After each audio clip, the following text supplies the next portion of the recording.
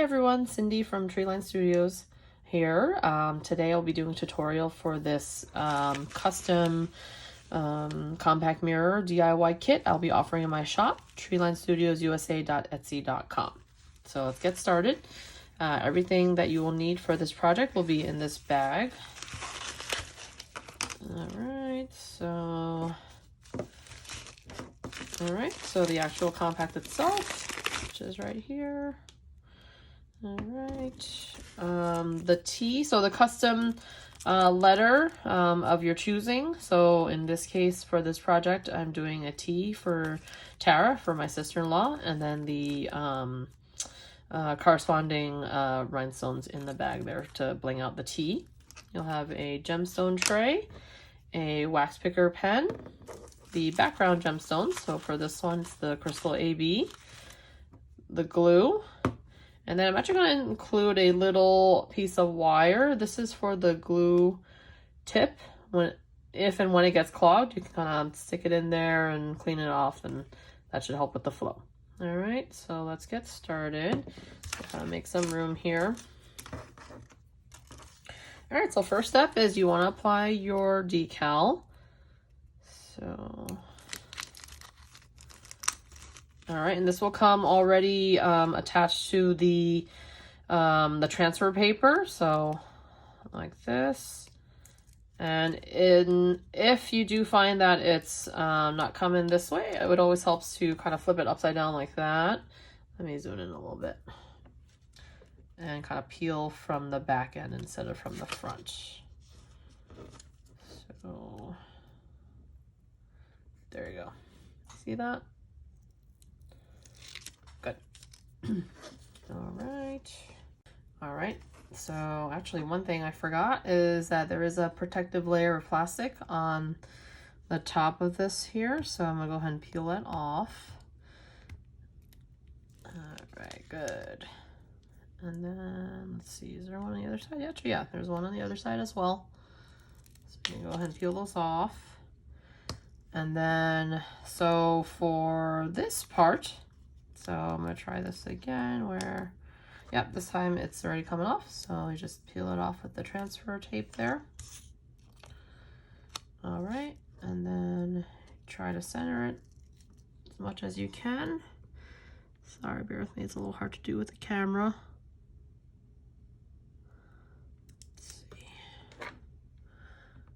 Okay, looks pretty good to me. I usually try to kind of put it on gingerly first and then check and make sure it looks okay, because if not, then I can just readjust. All right, and then you can rub down with your finger or like an old credit card edge and just do that. That'll make that vinyl come off of the transfer tape. And then just go ahead and peel off that transfer tape.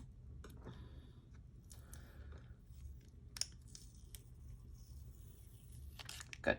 All right, and that part's done.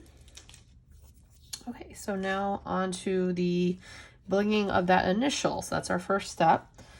So I got my glue here, and let me see if I can zoom in a little bit. Okay.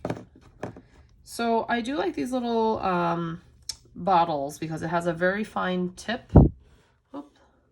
A very fine tip here, so it really helps with the glue control.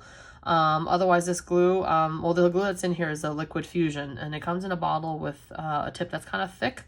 So I actually like transferring it into these little squeeze bottles with this fine tip. The only thing is, since it is kind of thick, it can kind of, if you have it just sitting up, it'll, you gotta kind of maneuver it down. What I usually like to do is actually, when I'm taking a break from my project, I'll actually kind of stick it somewhere where it's upside down, so that I don't have to do this waiting game of waiting for the glue to kind of come to the top there. All right. Okay, so okay, so just like a little tiny amount. Actually, I'm gonna start from the middle here. Kind of work my way out. So the middle of this T here, it's gonna be the bigger gemstones. So just take your picker pen here and place your first one. Good. Okay.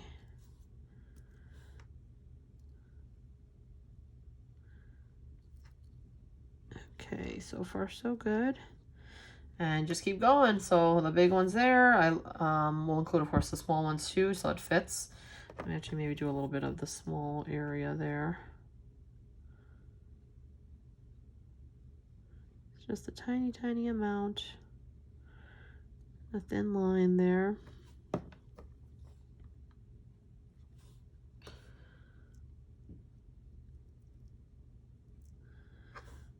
And just like so until your whole tee is blinged out. All right, so I'm gonna stop the video. We'll get back when it's the next part.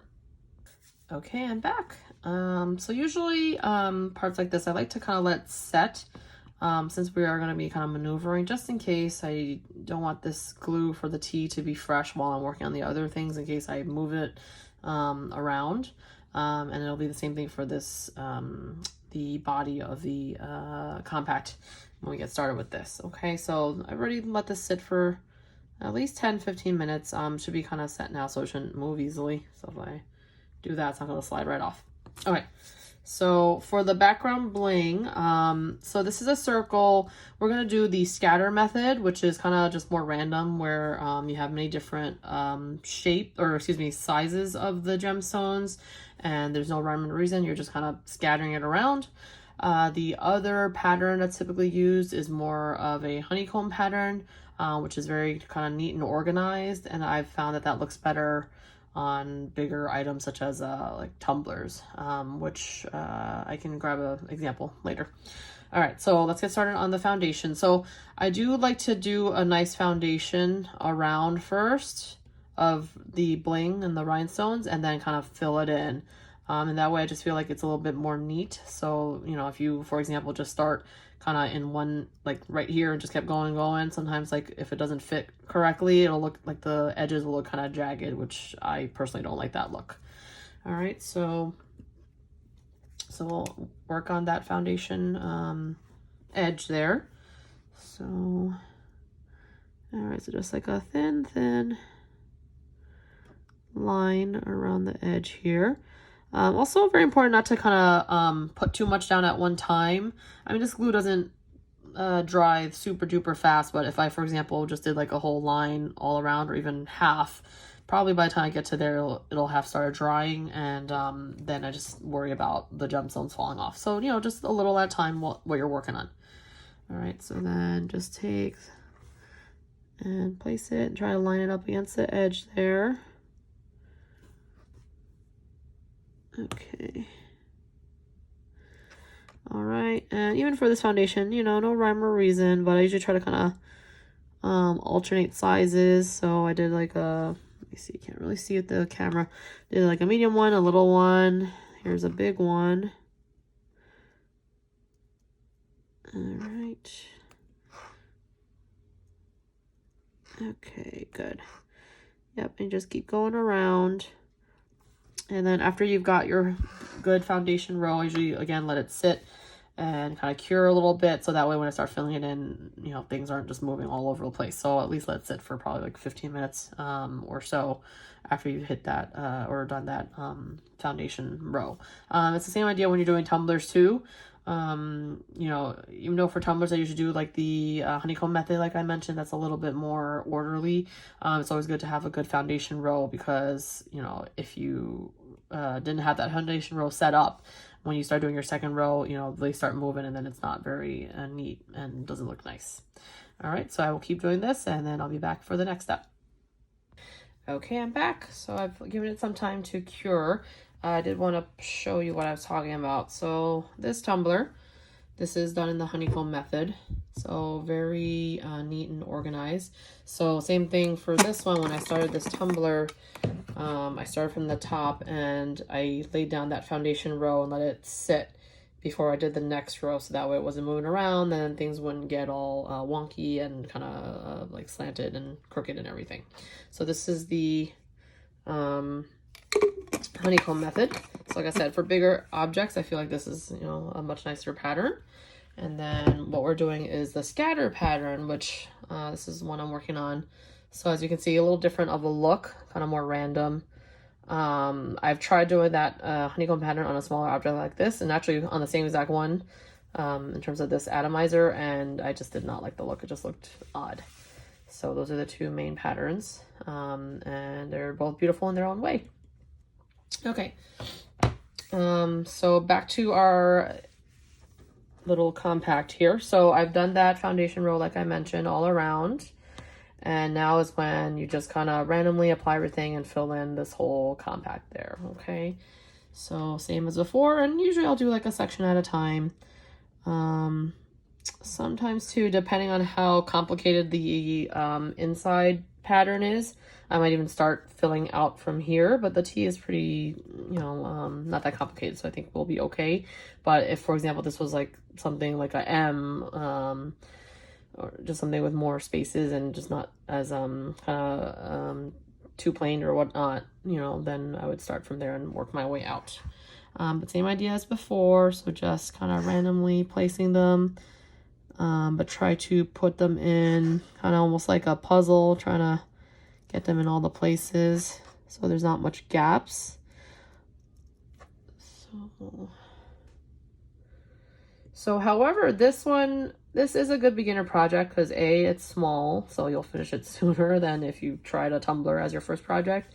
And then B, also the nature of this shiny surface that we're blinging out. Even if you did have a bunch of gaps in between that are noticeable, it shouldn't be as obvious because the background is a little shiny and blingy. Whereas, for example, this one, even though I like this look too, you can see kind of like the glass underneath, you know, if you look up close. But far away it looks, you know, you can barely tell. But so usually when, you know, the background is more of a contrast, then that will show more, which, you know, might not necessarily be a bad thing. But because this compact is that blingy gold, very reflective look, you know, even if there's like bigger gaps showing, it shouldn't be as obvious because the whole thing is very bling. All right, so I'll just keep going. Let me maybe work a little bit near the letter. Oh, actually that was a little too much. So if you put too much glue, you just kind of wipe it off a little bit. The thing with when you put too much glue, just after you put the gemstone on, then it kind of likes to squish out and kind of sometimes almost even cover up the gemstone, which makes it look a little messy. Which, you know, as a beginner, that'll probably happen a little bit, but not a big deal if it does. But just trying to be on the neat side here.